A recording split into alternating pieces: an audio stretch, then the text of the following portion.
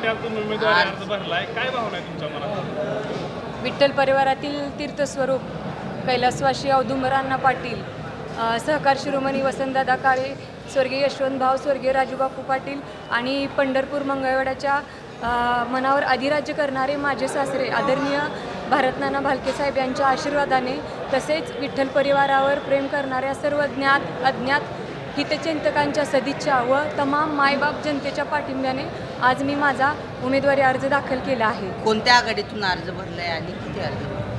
मी तीर्थक्षेत्र विकास आघाडीकडून एक अर्ज भरलेला आहे आणि एका पक्ष अर्ज नगराध्यक्षपदासाठी. खरं तर तुम्ही आज उमेदवारी अर्ज भरताय, मात्र तुमचे सासरे स्वर्गीय भारतनाना भालके यावेळेस तुमच्या प्रत्येक वेळी सोबत असायचे, आज नाना नाहीत, उमेदवारी अर्ज भरताय, तुमच्या आठवण येते का तुम्हाला? काय भावना आहे तुमच्या? आठवण तर नक्कीच मनामध्ये आहे, पण नाना रूपी तमाम मायबाप जनता माझ्यासोबत आहे. समोर नावं येत आहे, त्याचा काही स्पर्धा वाटते? स्पर्धा वाटायची काही गरज नाही. लोकातून माझी उमेदवारी आलेली आहे. जनतेतून म्हणजे काम करणारा माणूस जनतेने निवडायचं ठरवलेलं आहे आणि स्पर्धा वाटण्याचं काही गरज नाही, कारण मी काम करून इथंपर्यंत आलेली आहे. विठ्ठल परिवार एक होता असं वाटलं होतं, मात्र नंतर अभित पाटील आणि सावंत लांब झालेलं असं चित्र आहे. काय तुम्हाला थोडं धाकधूक वगैरे आहे? नाही, मला असं काही धाकधूक अजिबात नाही आणि असं काही वाटतही नाही, कारण माझ्या सर्व वरिष्ठांचा आशीर्वाद माझ्यासोबत आहे. कारण परिवारात दुपळी निर्माण झाल्याचं दिसतं, याचं काय परिणाम? नाही, मला दुपळी वगैरे काही वाटत नाही. काय विजन काय असेल आता तुमचं नगरपालिकेत? काय करायचं प्रामुख्यानं नगरपालिकेत येऊन आलं?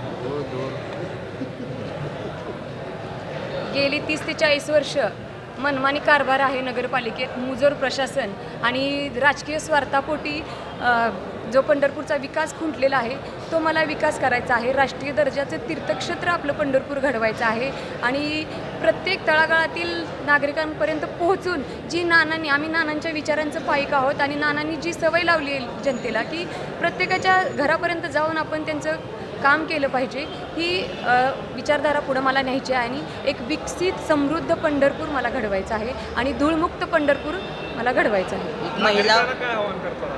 मी तमाम मायबाप जनतेला एवढेच आवाहन करेन की काम करणाऱ्या माणसाला त्यांनी पसंती द्यावी, कारण आज गेली 40 वर्षे तीच लोक आणि तेच सत्ताधारी इथं आहेत, पण ज्या क्षमतेने म्हणजे तीर्थक्षेत्र म्हणून कितीतरी कोट्यावधीचा निधी या पंढरपूर तालुक्याला येतो, पण ज्या क्षमतेने आपल्या शहराचा विकास व्हायला पाहिजे होता त्या क्षमतेने विकास झालेला नाही. त्यासाठी कुठेतरी आपल्या शहराचा विकास घडवायचा असेल तर एक काम करणारा माणूस म्हणून लोकांनी त्याला पसंती द्यावी. महिलांसाठी खास काय विजन असणार? महिलांना काय आव्हानं असणार? मी तमाम महिलांना एवढंच आवाहन करेन की नगरपालिकेतच बऱ्याचशा योजना आपल्या महिलांसाठी आलेल्या असतात, पण त्या साधारण कुठलीच योजना महिलांपर्यंत कधीच पोहोचत नाही. आज आपण बघतोय की आज आपल्या पंढरपूरची अवस्था बघताय आपण की रस्ते म्हणा, पाणी म्हणा, आपल्या बेसिक सुविधासुद्धा नगरपालिका आपल्याला आत्तापर्यंत देऊ शकलेली नाही. आणि आत्ता महिलांचं म्हटलं तर आज माझ्यासोबत कितीतरी महिला आहेत, वर ज्या निवडणूक अधिकारी आहेत त्या पण महिला आहेत, पण 3ऱ्या मजल्यावर वॉशरूमची सोय नाही महिलेसाठी. अर्ज भरायला आपल्याला 1.5-2 तास लाईनीत उभं राहावं लागतं आणि ही दुर्दैवी गोष्ट आहे की एका महिलेला 3ऱ्या मजल्यावरून इथं खाली यावं लागतं. म्हणजे बघा, नगरपालिकेच्या इमारतीपासून आपल्याला कामाची सुरुवात करावी लागणार आहे.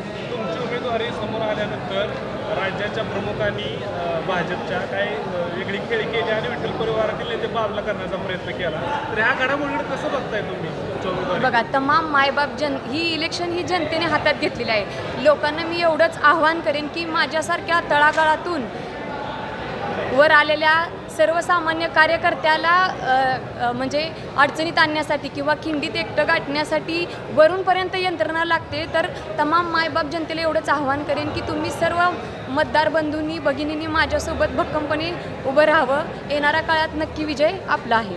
2 पराभव झाले, पचवले तुम्ही, आता 3ऱ्या वेळेस आहे का गॅरंटी? कसं वाटतं? 2 पराभव झाले म्हणून मी काही घरात बसलेली नाही. जे निवडून आले ते बसलेत घरात, पण मी घरात बसलेली नाही. माझ्याकडे तेवढं सामर्थ्य आणि काम करण्याची शक्ती आहे, म्हणूनच मायबाप जनतेने माझी उमेदवारी जनतेतून आलेली आहे. जिंकायचा विश्वास आहे? 100% विश्वास आहे. नक्की करेल. अनेक आदुरची शक्ती काम करते मला मागे खेचण्यासाठी, काय सांगू शकतो? असं काय नाही. बघा, मी जिजाऊ सावित्रीबाई फुले, अहिल्याबाई होळकर, ताराराणी, झाशीची राणी लक्ष्मीबाई, माता रमाईची कन्या आहे आणि ताराराणीने ज्याप्रमाणे खिंड लढवली होती तशाप्रमाणे अनेक अदृश्य शक्ती माझ्यासोबत पण असणार आहेत आणि आज मी उमेदवार म्हणून इथं आलेले आहे. 3 तारखेला नगराध्यक्ष म्हणून इथं येईल.